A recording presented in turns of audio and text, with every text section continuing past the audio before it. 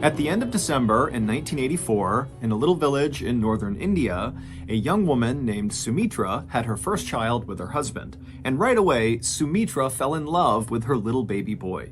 She had always wanted a baby, and now that she had one, she carried him with her everywhere, strapped to her chest. And any time she had a free hand from cooking or housework, she would use it to pat his head or tickle his feet. Life was not easy for anyone in Sumitra's village, which was located just south of the Himalayan mountains along the Ganges River. Sumitra's village was very poor. People lived in mud huts with thatched roofs, they had no electricity, and basically no one had any formal education. As for Sumitra, her life was especially challenging even relative to her peers, because when she was very young, her mother died, and then her father had to go away all the time for work, and so she was left alone a lot and basically was raised by a cousin. And now, even though she was married, her husband also had to travel quite a bit for work.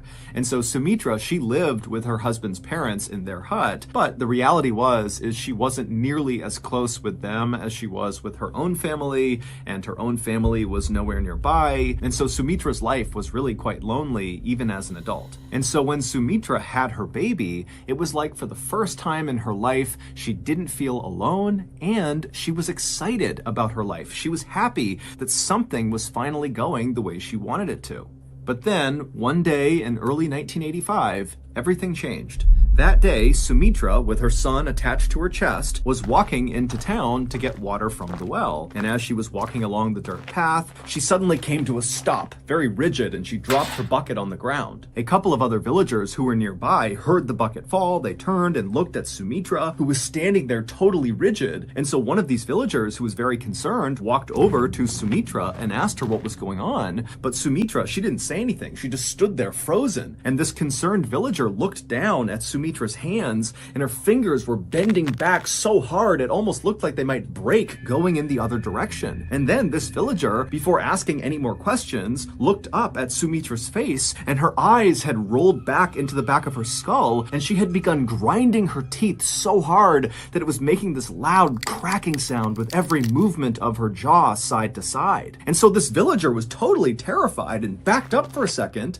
and right as they did, Sumitra's baby, who was still strapped to Sumitra's chest, began hysterically crying. And so the combination of Sumitra's baby crying and these other couple of villagers who were staring at Sumitra, who's standing there in this very grotesque pose, attracted the eyes of other nearby villagers. And soon there was a crowd of people just standing there looking at Sumitra, not sure what to do. And then, just as suddenly as Sumitra had fallen into this trance, it stopped, and Sumitra, she kind of shook her head, she fluttered her eyes, and she looked around, and then suddenly became aware that her son is hysterically crying, and also there's this crowd of people all around her. She has no idea why, and so feeling really embarrassed, but again, not knowing what's going on, Sumitra quickly picked up her water bucket, she held her son and hustled out of the crowd of people and made her way into town where she would get water. When Sumitra came back from the well and was back near her hut, she didn't tell anyone about what had happened on the way to the well. Frankly, she couldn't really remember what happened. And so Sumitra told herself that whatever happened on the trail to the well, that trance she fell into, it had to be a one-time thing, likely brought on by stress and sleeplessness from having a new baby. But a few weeks later, it happened again, and this time the trance lasted quite a bit longer. Sumitra's father-in-law had walked into their kitchen and found Sumitra standing there totally rigid with her hands kind of bending backwards and her eyes rolled back in her skull, and he would tell her later on that he had shaken her and tried to wake her up, but he couldn't for almost 10 minutes, and then when she had snapped out of it, she had no memory and had no idea what happened. By May of 1985, so roughly 5 months after her first trance, Sumitra was falling into these bizarre spells nearly every day, and they were lasting hours at a time. And even more bizarre, lately, during Sumitra's trances, she would begin to speak, and the things she said were totally strange. Typically, she would bark out cries for help. She would say her head was being crushed and someone needed to help her. And then suddenly her voice would drop down to a whisper, and she would say, "All I can see is darkness." Sumitra's family would contact the local medicine man, who would come out and examine Sumitra, but he couldn't figure out what was wrong with her. Besides her trances, There seemed to be absolutely nothing wrong with her. She was the picture of good health. And then on July 16th, 1985, so roughly 6 months into these trances, Sumitra would fall into another trance while she was cooking, and during this trance, she would speak. Except when she spoke, she was very calm, and she just said, "In 3 days, I'm going to die." By this point, Sumitra was terrified of whatever was happening to her, and she was totally exhausted, and so was her family. Sumitra had stopped caring for her son, who was now about 8 months old, because she was afraid that at any moment she could fall into a trance and accidentally hurt him. And so her mother-in-law had basically become the boy's mother, and also Sumitra's husband, who was the primary breadwinner for the family, was forced to stop traveling for work and just stay home and help out with Sumitra and his son. Finally, on July 19th, 1985, so this was the day that in her trance, Sumitra had predicted she would die. On that day, Sumitra woke up and made a very conscious effort not to do anything that could potentially harm her. She didn't cook because she didn't want to be near flames. She didn't walk near anything with any sort of ledge she could fall off. She didn't even walk downstairs for the same reason. She also kept a very safe distance from her son in order to make sure he was safe. And by late afternoon that day, Sumitra was just fine, and there was no sign that anything bad was going to happen to her, and so she and her family began to relax. As Sumitra's mother-in-law began making dinner, Sumitra decided to go outside and get some fresh air.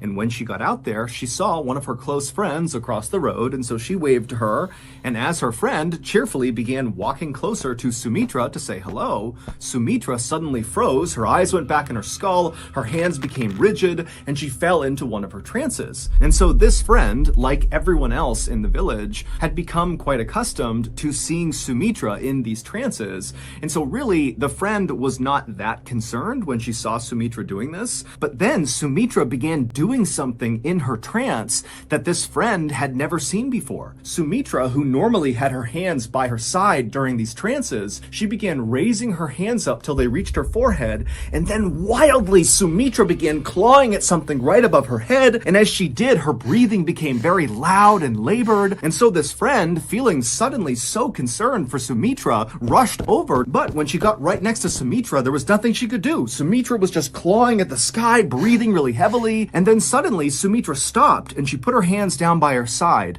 and she went back to this rigid pose, and then out of Sumitra's mouth came this horrible, low, rattling moan sound. It was just a constant sound that came out of her, and it got deeper and deeper and deeper until Sumitra's voice kind of cracked, and then suddenly Sumitra went totally still. And when this happened, Sumitra's friend, who was right next to her, realized Sumitra, even though she was standing upright, she was not breathing at all. It was like she was a statue. And so this friend began screaming for help. And so Sumitra's in-laws and her husband and other villagers who heard this cry, they came running outside and they quickly circled around Sumitra. And then a few minutes later, the medicine man arrived. He broke through the circle, went right up to Sumitra and began checking her out. He checked her pulse, he checked her heartbeat, he kind of looked inside of her mouth, he looked in her eyes, and then after a minute, he stepped back and he just said, "She's dead." Sumitra's husband fell to his knees, and Sumitra's mother-in-law, who was carrying Sumitra's son, began crying. All the while, Sumitra's body still remained totally upright and rigid in the middle of all these people, with her hands tight by her side and her eyes rolled back, and her face frozen in what looked like a silent scream. Eventually, the medicine man and Sumitra's father-in-law stepped forward and lowered Sumitra's frozen, rigid body onto the ground on her back, and they closed her eyes. There was no hospital to take Sumitra's body to or official to call about her death. And in this village at this time, it was very important for both religious and public health reasons to take care of the body very quickly. And what that looked like was the villagers would work together to perform the Hindu death rituals, and then afterwards they would cremate the body, which is a process of burning the body until all you have left is the ashes. And so as Sumitra's body lay still rigid on her back right near her home, her family and the villagers began making preparations for her funeral.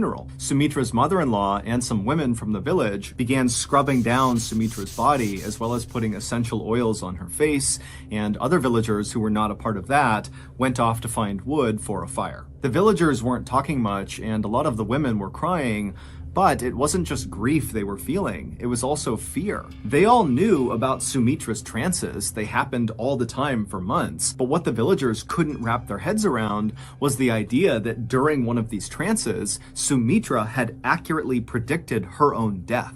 And so now the villagers couldn't help but think that dark forces were at play here, that maybe Sumitra was possessed, and now whatever had possessed her and killed her is somewhere in the village. And so that night, as the sun started to go down, normally kids would be out playing in the village, but their parents said, no, come inside, it's not safe outside. And so for the most part, the only people who were outside that night were the women who were still cleaning and prepping Sumitra's body for her funeral. And at some point, one of the women who was doing this was brushing out Sumitra's hair. And as she did that, she suddenly stopped and she backed up and screamed and pointed at Sumitra. And then the other women all around Sumitra's body, they looked over at what this person was pointing at, and they too saw it and screamed, and everyone began scrambling to try to get away from Sumitra as fast as possible. What all these terrified women were seeing was that Sumitra, her eyes were closed, but her eyes were darting left and right, so her eyelids were kind of fluttering. And then suddenly Sumitra's chest filled with air,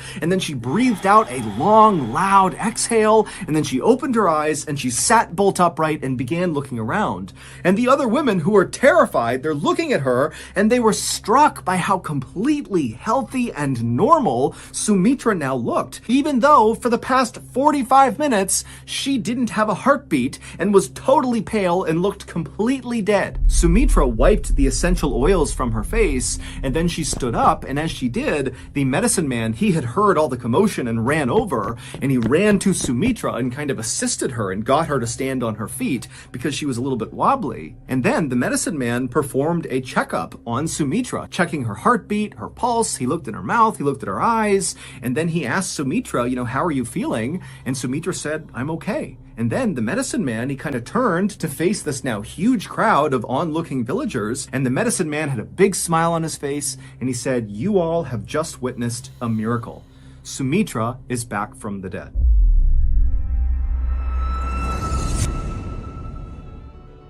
If you've made it this far into today's story, then I think it's safe to assume that you like my style of storytelling, which boils down to true, strange, dark, and mysterious stories with a big plot twist or reveal at the end. If I'm right, and this is your kind of content, then I have a surprise for you. In addition to the hundreds of strange, dark, and mysterious stories here on our main YouTube channel, MrBallen, we also have a podcast called the MrBallen Podcast that puts out brand new podcast exclusive stories every Monday morning. And on Thursday mornings, we put out the remastered audio of our best YouTube videos. Go listen to all 100 plus episodes of the MrBallen Podcast, available exclusively on Amazon Music with your Prime membership. If you're not a Prime member, you can still listen to the MrBallen Podcast by subscribing to Amazon Music Unlimited in the Amazon Music app. Download the app today.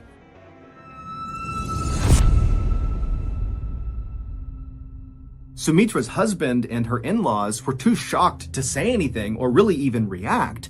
But then suddenly, Sumitra's husband was overcome with joy and he ran forward to hug Sumitra. But as Sumitra turned and saw him coming towards her, she backed up suddenly and put her hands out to protect herself from her husband. And immediately the medicine man, he kind of stepped in between the husband and Sumitra, and he patted the husband on the shoulder and said, she's been through something very traumatic. You need to give her time and space to recover. And everybody in the village who saw this happen, they were accustomed to whenever Sumitra fell into one of her trances, when she came out of them, she oftentimes was a little bit confused. And so they all just kind of assumed that this is what was happening, but on a bigger scale. This is a really intense trance they've seen, but she's just confused. She'll be okay soon. And so the villagers dispersed, and the medicine man assisted Sumitra back into her hut, and he got her in her bed where she fell asleep. And then afterwards, the medicine man reassured Sumitra's husband and her in-laws that Sumitra, when she woke up, she'd likely be just fine, but he would come by and he would do another thorough medical exam on her just to make sure. And the next morning, when Sumitra woke up,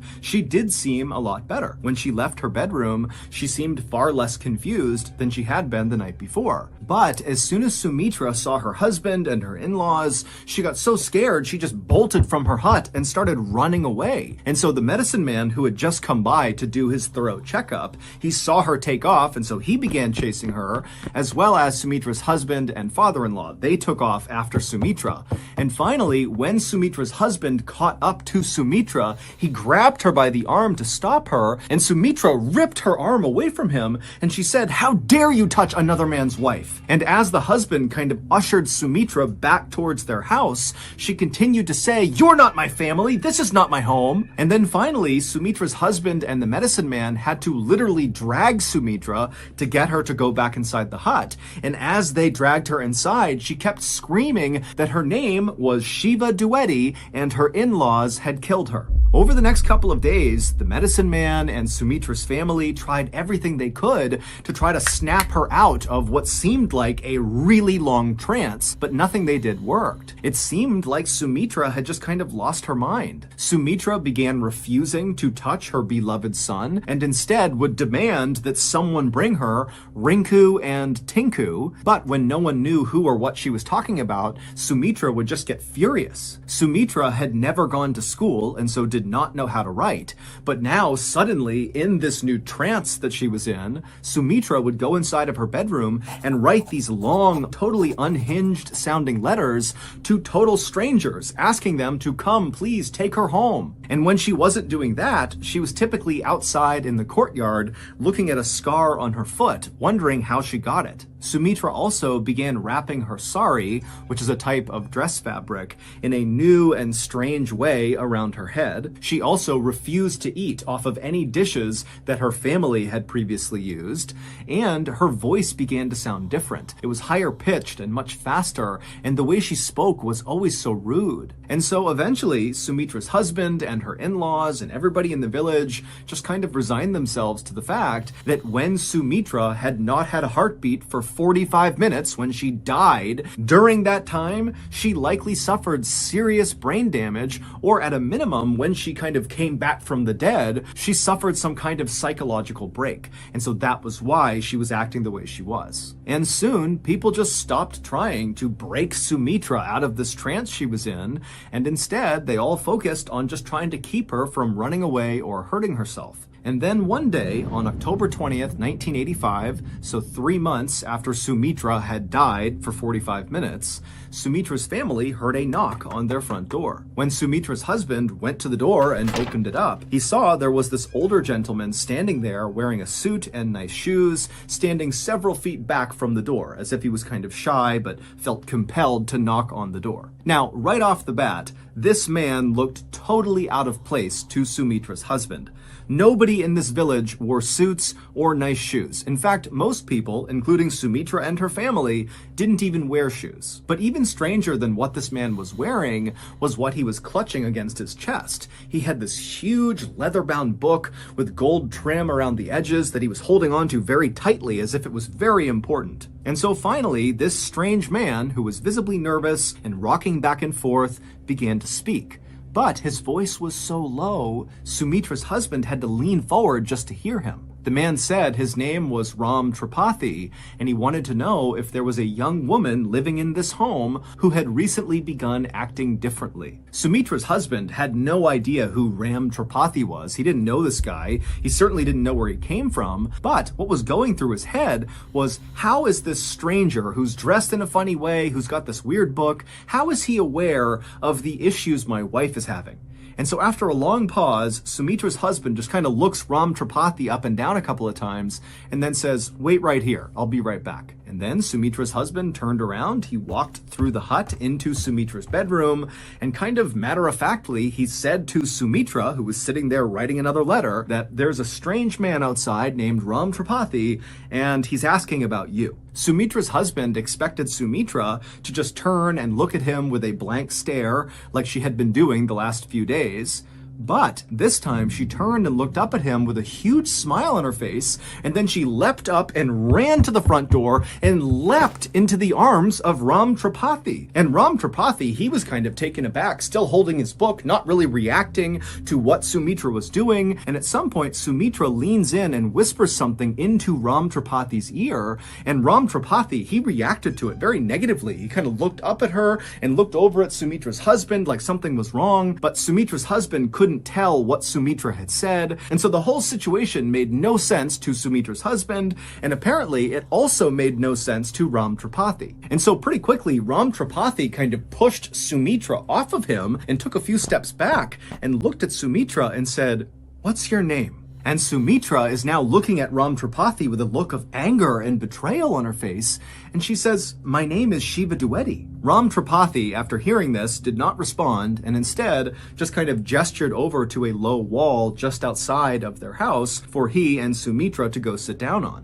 And so he walked over, and Sumitra followed him, they sat down, and Sumitra's husband, he walked over, but he stayed a couple of feet back standing up. And once Ram Tripathi was sitting down, he lowered his big leather-bound book and he opened it up, and inside were all these photographs. And right away, Ram Tripathi pointed at one of the pictures, which contained a bunch of people in it, and he turned to Sumitra and he said, "Can you identify who's in this photo?" And Sumitra, she looked at the photo and immediately began rattling off names that were all correct. These are people that Sumitra's husband, he's looked over, and he's got no idea who the people are in that photo. And so after Sumitra correctly identifies that photo, Ram Tripathi turns the page, he picks out another photo, and he says, "Can you identify who's in this photo?" And again, Sumitra, one by one, would name correctly all the people in the photo. And then finally, Ram Tripathi took a sigh, and he flipped the page one more time, and he pointed to one particular picture which contained one person.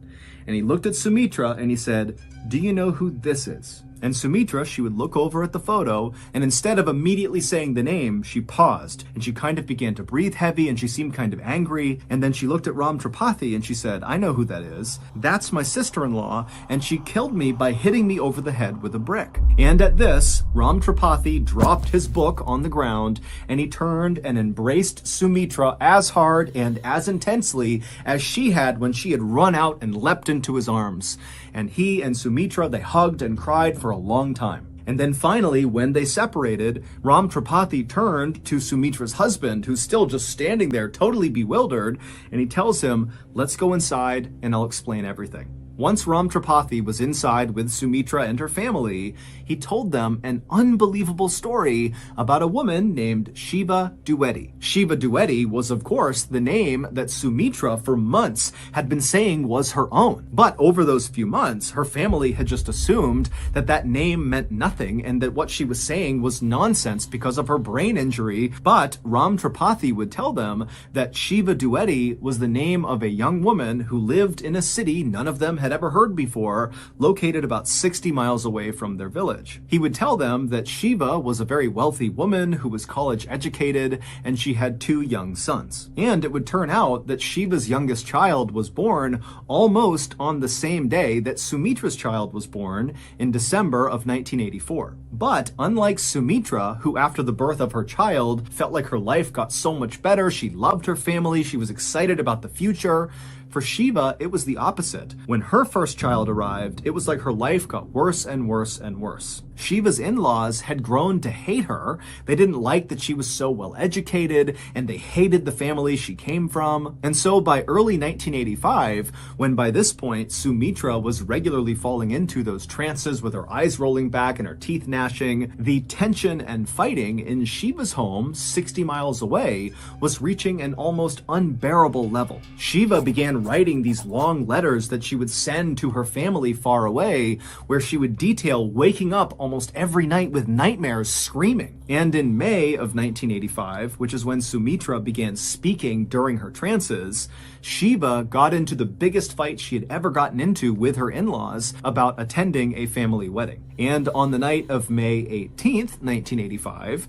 Shiva's neighbors in her city saw Shiva's in-laws literally carrying Shiva's body, which which appeared to be unconscious as they walked along the railroad tracks. When these neighbors ran up and asked if everything was okay with Shiva, Shiva's in-laws just said, oh, she's sick and we're taking her to the hospital. Now, it was nighttime, there were no lights around, and so it was really dark, and these neighbors couldn't get a good look at Shiva to see, what was going on with her. And so even though they thought this was very strange, they decided not to say anything. The next morning, Shiva's dead body was found lying on the train tracks right near the train station. And so someone raised the alarm, and before long, Shiva's uncle and sister ran to the train station, and when they got there and saw Shiva on the tracks, they also saw Shiva's in-laws were already there. And when they spoke to Shiva's in-laws, they told the uncle and the sister that it looks like Shiva must have jumped in front of a train to commit suicide.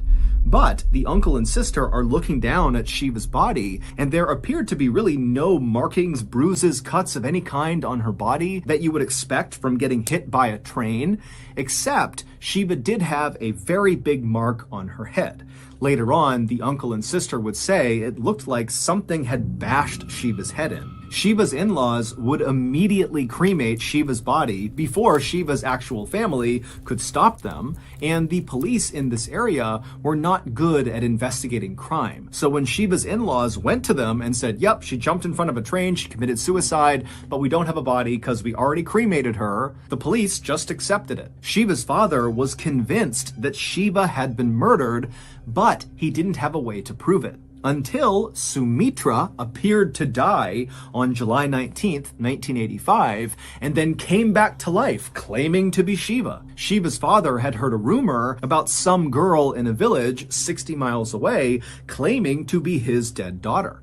Now, at first, Shiva's father did not believe this, but eventually he decided he would go to the village and test this girl to see if maybe it was true. And so on October 20th, 1985, Shiva's father put on his best suit and his nicest shoes, he brought his leather-bound photo book, and he headed to Sumitra's village and knocked on her hut. Ram Tripathi was Shiva's dad. When Sumitra at first ran outside and leapt onto Ram Tripathi and hugged him, and then whispered something into his ear that Sumitra's husband saw happening but couldn't hear what she said, and then Ram Tripathi, when he heard what she whispered, he kind of recoiled and acted angry for a second. What Sumitra was saying was, Papa. In the moment, Ram Tripathi, who was not convinced Sumitra was his daughter, felt like this is a horrible, elaborate hoax and it needs to stop. But then Sumitra correctly identified 15 people in his leather-bound photo album, including the sister-in-law who she said killed her. And even more convincing than that was that Sumitra knew how Shiva had been killed, by getting smashed over the head with a brick. This was a question that Ram Tripathi had never heard the answer to before. And at that point, Ram Tripathi believed that this must be his daughter's reincarnated spirit inside of Sumitra.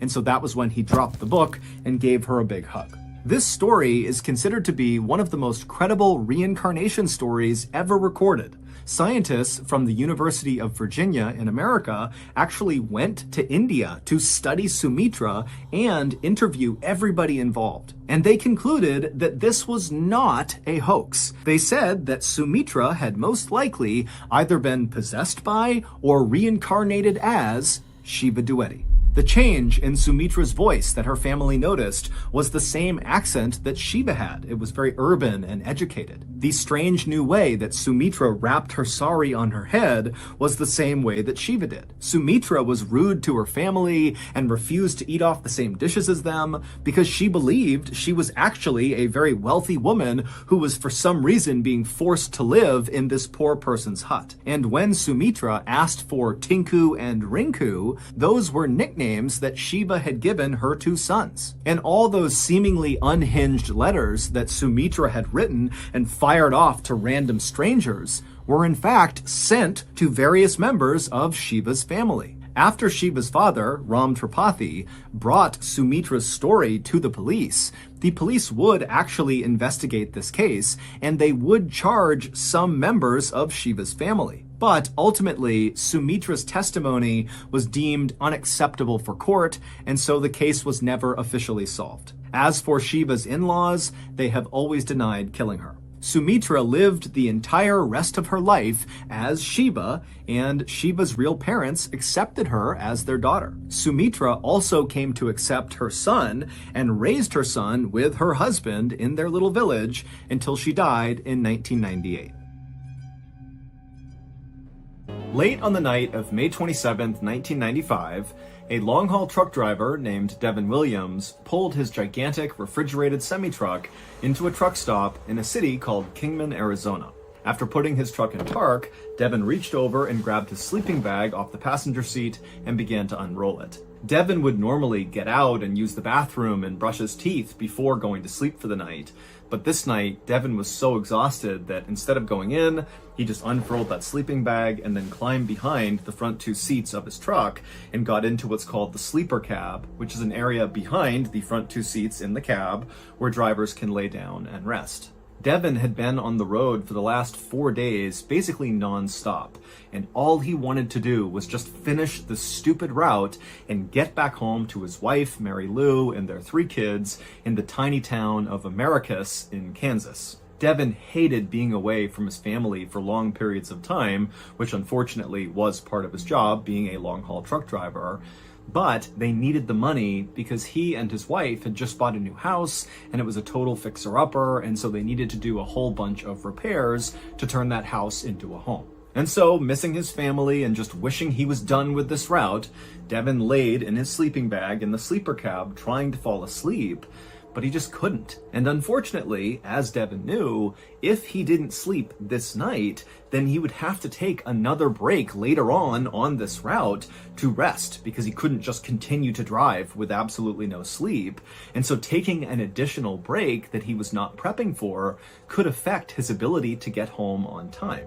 It was Saturday night, and the strawberries and lettuce that Devin was hauling inside of his truck were due in Kansas City, Missouri, 1,300 miles away, on Monday morning. And so Devin began doing the math in his head. If he stopped a little while later to take another sleep break, would he still be able to cover those 1,300 miles by Monday? And he just wasn't sure.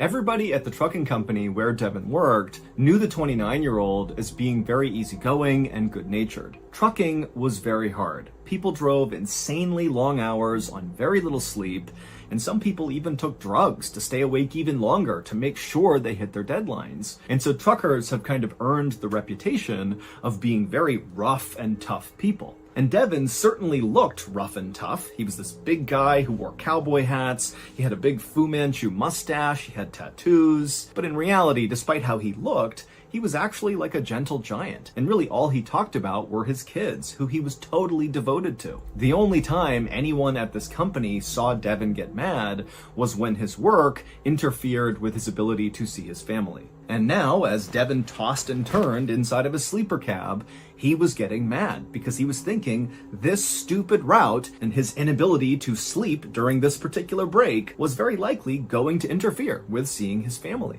And after an hour of Devin getting angrier and so not sleeping at all, he finally just gave up on sleep. He chucked his sleeping bag, he climbed out of the cab, and he headed into the truck stop where he went to the bathroom, he got a bite to eat, and then he called his boss and he told him that he had just made a stop in order to sleep, but he couldn't, and so he was just going to hit the road again. But don't worry, even though I need another break in order to sleep, I will be in Kansas City on Monday morning with this delivery on time. After speaking to his boss, Devin left the truck stop, climbed back into his truck, he fired it up, and then before long, he was back on the highway driving east. Devin's boss was a guy named Tom Wilson, and he didn't find anything unusual about this phone call he got from Devin. Maybe it was a little unusual that Devin was unable to sleep, and that he called his boss to say he was unable to sleep, but Devin sounded totally normal. And so that night, Tom was not worried at all that Devin would not make it to Kansas City by Monday morning. Devin was like one of his most reliable guys, and so if Devin said he was going to be there on Monday morning, even if he needed extra breaks along the way, then he would be there on Monday morning. But on Monday morning, the distribution center in Kansas City, Missouri, where Devin was supposed to go and drop off the lettuce and strawberries, called Tom Wilson and they said, "Hey, your driver's not here yet. What's going on?" Now, at first, Tom was actually really annoyed with the distribution center because he felt like, okay, the clock has just struck the deadline. Devin will likely arrive in the next few minutes, and they're prematurely calling to complain. And so Tom communicated that to the distribution center, and they said, okay, fine, we'll wait a little bit longer. But when almost an hour passed and still Devin had not shown up, the distribution center called Tom back and said, hey, he's not here. Now, after the second call, Tom totally changed his mindset, and he was actually now worried about Devin. And so he apologized to the distribution center and said he would get in touch with Devin as soon as he could and figure out where their shipment was. But Tom couldn't just call Devin and ask where he was and what was going on, because this was back in 1995. They didn't have cell phones, and so Tom basically just had to wait for Devin, who's out on the road somewhere, to stop somewhere and call Tom to tell Tom what's going on. And so all day Monday, Tom sat at his desk waiting for a call from Devin. And when he didn't get a call from Devin, Tom began calling his other drivers all over the country, asking them if maybe they had had some sort of interaction with Devin and knew where he was and why he had not made it to Kansas City on time. But none of the drivers had any idea what was going on with Devin. No one had spoken to him. Then that evening, Tom got a call, but it was not from Devin. It was from Devin's wife, Mary Lou. And she was calling to say, where's Devin? He was supposed to be home by now, and he's not. I haven't heard from him in days. What's going on? And at this, Tom suddenly thought, okay, we have a real problem here. And so when Tom explained to Mary Lou what was going on with Devin, how he had missed this deadline, Mary Lou panicked and immediately called the police. A little while later, a police officer in Americus, Kansas, arrived at Mary Lou's house to take down the missing person report. And after they did that, the deputy assured Mary Lou that very likely her husband would be found and he would be just fine. And so they explained to Mary Lou that what they would do is put out an alert to all the different police departments that fell kind of roughly along the route that Devin's truck had been on, and see if any of them had had some sort of interaction with Devin. You know, maybe he got into an accident, maybe his truck broke down and he was stranded somewhere, you know, maybe he was hospitalized, who knows? But very likely one of these police departments would know where Devin was. And sure enough, after this alert went out, the officer got a call back very quickly from a sheriff's department in a place called Coconino County, Arizona. Coconino County was located 200 miles to the east of Kingman, Arizona, which was where Devin had been on Saturday night but couldn't sleep and then called his boss to say he was going to hit the road again. But interestingly, the sheriff's department in Coconino County made it very clear to the police officer in Americus, Kansas, that they had no idea where Devin was, but they definitely knew where his truck was. In fact, basically everybody in Coconino County knew where Devin's truck was. It was all anybody in that county was talking about. Because on Sunday, so the day before Devin was reported missing, somebody driving Devin's truck spent the entire day terrorizing hikers and campers inside of the Tonto National Forest in Coconino County. The Tonto National Forest, which is 600,000 acres of just rugged wilderness preserve, was nowhere near Devin's trucking route. In fact, it wasn't near any trucking route ever. It's like 20 miles off of the highway, and the roads in the forest are barely wide enough to support small cars going through, let alone a 48-foot long, massive 10-ton semi-truck like Devin was driving. But on Sunday morning, so roughly 8 hours after Devin had called his boss Tom, two hikers named Lynn and Jack Yarrington were in their tent inside of Tonto National Forest, just having a nice time. It's peaceful, it's quiet, and they're right near this dirt road that kind of bent around a corner. And suddenly, they began to hear a rumbling sound coming from one end of this road. And so they were in their tent, they unzipped it, they looked out, and at first, all they saw on the road coming in their direction was this huge cloud of dust and smoke. And then through the dust and smoke came Devin's humongous truck blazing down this road at practically full speed. And at first, Jack and Lynn are like, how is this truck even in the forest? How did it get here? How did it actually manage to drive to this point? And after Devon's truck whizzed past them and blazed off in the other direction out of sight, Lynn and Jack weren't scared or worried. They were just totally confused. And so they began speculating, like, well, maybe the driver got lost and they're trying to find a place to turn around or something. And sure enough, a couple of minutes later, they heard a rumbling sound and they saw another cloud of dust, and it was Devon's truck now coming back in the other direction on the same dirt road. And so Jack and Lynn, they kind of backed up behind their tent and they watched as this truck blazed past them again, flying out the other direction. And so in some ways that kind of confirmed to Lynn and Jack that yes, this driver, who's definitely driving recklessly at this point, has likely gotten lost. They've managed to turn around, and now they're heading back out to the highway, and that's all this was. And then all of a sudden, as they're kind of chatting about it and laughing about it, they hear the sound of the truck coming back again. And they look up, and sure enough, there's Devon's truck barreling down the road again. Except this time, Jack and Lynn, they looked where Devon's truck was going, and they saw there was a small sedan coming up the road in the opposite direction. So Devon and the sedan are going to collide, and because this road was actually on a turn, the driver of the sedan couldn't actually see the truck, and the driver of the truck, whether it was Devon or somebody else, couldn't see the sedan. And so both drivers are driving towards each other without realizing it, and so Jack and Lynn, they jump up, they begin screaming and yelling at the driver of the truck to slow down, but the truck didn't slow down. It just continued coming down the road, and the sedan driver, he saw Jack and Lynn flailing their arms and trying to get somebody to stop on the road, and so sensing there was another car, the sedan came to a full stop, and then right in front of them, they saw this truck come barreling around the road, and so the sedan began backing up wildly, trying to get out of the way of this huge truck, and then finally, the driver of the sedan just cut the wheel and peeled off the side of the road into the brush, and right as they did, the truck, which had not slowed down at all, even though the driver could have clearly seen the sedan, just whizzed right past the sedan and would have smashed into it if the sedan had not jumped off the road. The driver of the sedan got out of the car, and when Jack and Lynn ran up to him to make sure he was okay, he would tell them that he got a good look at the driver of the truck as he drove past him, and he told them that the driver was just gripping the wheel, looking totally straight ahead, no expression whatsoever, just barreling past him. It was like he didn't even look at the sedan. He was just going. A little later that day, and not far from where this incident had just happened on this road with Jack and Lynn and the sedan, there was this family that was hiking through Tonto National Forest, and they had arrived at this big, beautiful open field in the middle of the forest, and they planned to have a picnic in this field.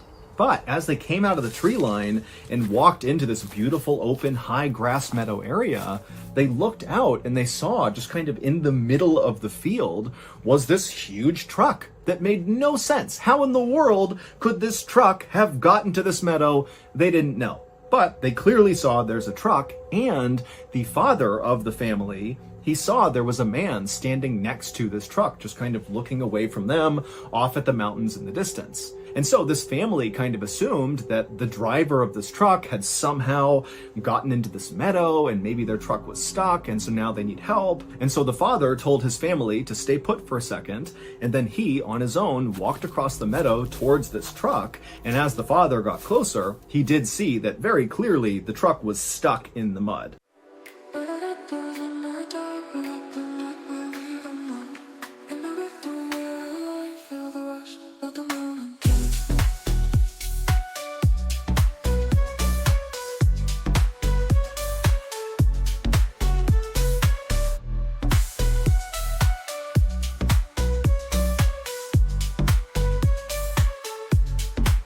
We're drifting on a breeze of silence sound in the stillness.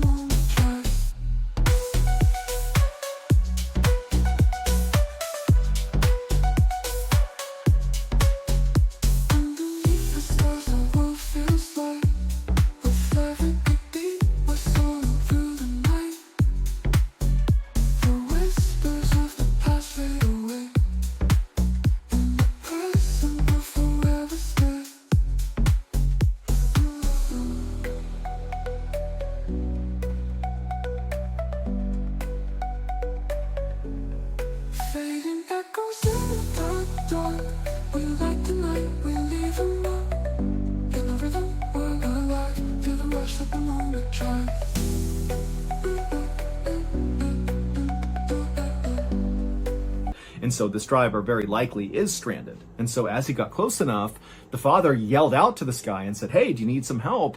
We can go back and call someone. What can we do for you?" But the man who was standing outside of the truck didn't even turn around to talk to this father. He just kept standing there motionless, looking off into the distance. And so the father made it about 5 or 6 feet away from this guy, and the father just stopped and very clearly said, "Hey, I'm talking to you. Do you need help?"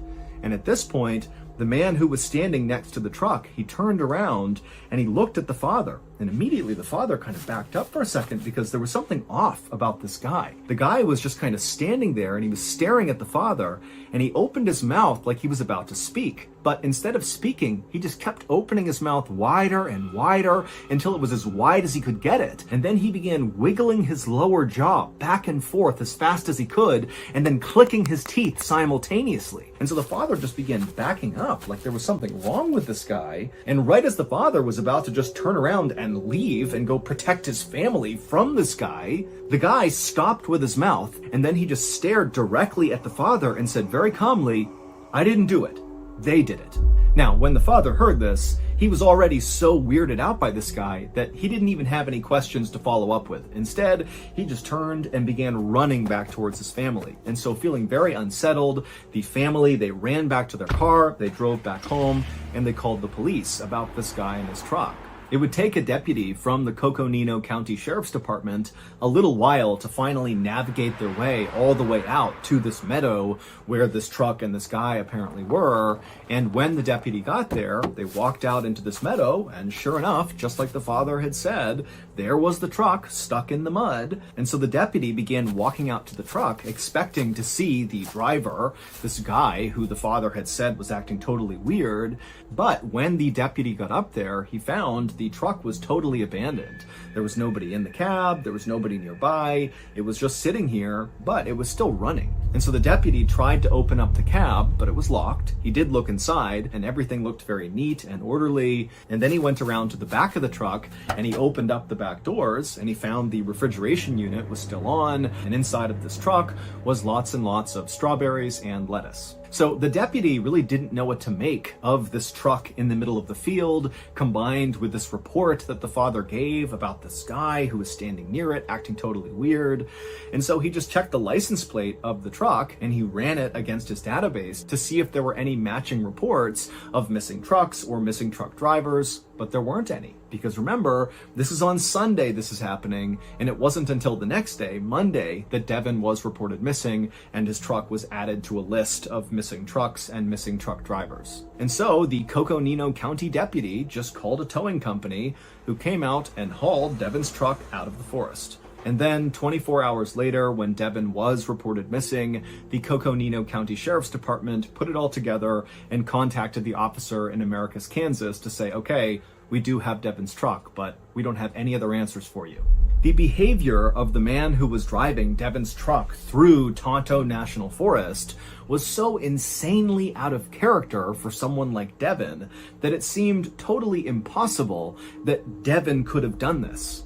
But both Lynn and Jack Yarrington and the other people who saw this truck flying through the forest on that Sunday, they all insisted that the man they saw in the cab driving this truck matched the picture of Devin Williams. But there was absolutely no reason for why Devin would want to go to the Tonto National Forest. And even if he did want to go to this forest for some reason, he should have known that his massive semi-trailer truck was not a good choice to be driving around these narrow dirt roads in the middle of this wilderness preserve. All we know about Devin is that at the time he went missing, all he likely wanted to do was just get home to Americus, Kansas to be with his wife and 3 kids again. That's really all he cared about. The police did consider that, maybe Devin just ran away. But that theory didn't add up. Devin had no criminal record, he had a great relationship with his wife, so there were no issues there, and there were no other kind of outstanding relationship issues with friends or family. And financially, even though it was a little tight, they were doing just fine. They just wanted some extra money to fix up this house and make it really nice. It wasn't like they were struggling to put food on the table. Also, the police considered that, maybe Devin was kidnapped or something. But Devin is like this big, imposing, tattooed, cowboy hat, big mustache, tough truck driver. I mean, who's gonna try to kidnap that guy? Devin also had no medical issues. He wasn't struggling with his mental health. He had no neurological abnormalities. He also never used drugs and always passed every single drug test that he got while working for this trucking company. Devin was basically just this totally normal, nice, well-adjusted guy with nothing to run or hide from. And so none of this made any sense. Police mounted a massive search inside of Tonto National Forest, and during the search, the couple, Jack and Lynn Yarrington, who had seen the truck barreling up and down the road and nearly collide with that sedan, they would tell searchers that they actually thought they saw Devin Williams, not in his truck, but out on foot, walking around on Monday morning, so just hours before he would have been reported missing. They said they just saw this guy wandering barefoot down the road as they were driving out of the forest, and they slowed down to ask him if he was okay, and this guy, who looked exactly like Devin Williams, responded by picking up a rock and throwing it at their car. And so Jack and Lynn just drove past him, not realizing that this was the guy who very likely was driving that truck. Now, the police, when they began this search, were pretty confident they would find Devin, especially after hearing from Jack and Lynn that he was pretty likely on foot and without shoes walking around the forest. It seemed like he could not get very far. But despite this huge search, they could not find Devin. There was absolutely no trace of him. And so, after nearly 3 weeks of searching and not finding Devin, the police called off the search. Then, on May 2nd, 1997, so almost exactly 2 years from when Devin had been reported missing, 2 hikers were walking on this trail in the middle of Tonto National Forest, right in the area where police had extensively searched for Devin 2 years earlier. These 2 hikers, they're walking on this trail, and up ahead they see there's this white thing right in the middle of the trail, just kind of sitting out. Now, this is a well-trafficked trail, and so they're wondering, what is this thing? And so they walk up, and they see this white thing is a perfectly intact human skull. There's no skeleton, it's just the skull. And so these hikers, they gasp, they can't believe they're looking at a real human head, and they're thinking, how in the world did it get here? Why hasn't anybody else seen this and taken it? Like, how are we the first ones to see this? And so they would end up calling the police. The police would come out, they'd gather up the skull, it would be sent in for testing, and sure enough, DNA testing would reveal the skull belonged to Devin Williams. No one has ever been able to explain what actually happened to Devin Williams, but the discovery of his skull inside of Tonto National Forest nearly guarantees that the driver of the truck 2 years earlier really was Devin, and the guy standing outside of the truck that was stuck in the mud in the meadow was likely Devin, and the guy throwing rocks at Jack and Lynn's car was Devin. People have put forth a whole host of theories about what happened to Devin, ranging from he had some sort of medical event where he kind of lost his mind and that's what caused all this strange behavior, or maybe Devin was on drugs despite not having any history of drug use. Maybe he took a really strong drug and that's what caused him to do all this. And still others believe that maybe there's a paranormal element to this whole story, that perhaps Devin was contacted by aliens and that's what induced all the bizarre behavior, and then ultimately he was abducted by said aliens, and then somehow his skull wound up back on this trail in the middle of Tonto National Forest. And as crazy as that sounds, still to this day, no one has any idea what happened to him, so that theory is just as good as any other. So that's going to do it. If you enjoyed today's story, be sure to check out our podcast called the MrBallen Podcast, where we have literally hundreds more stories just like this one available exclusively on Amazon Music.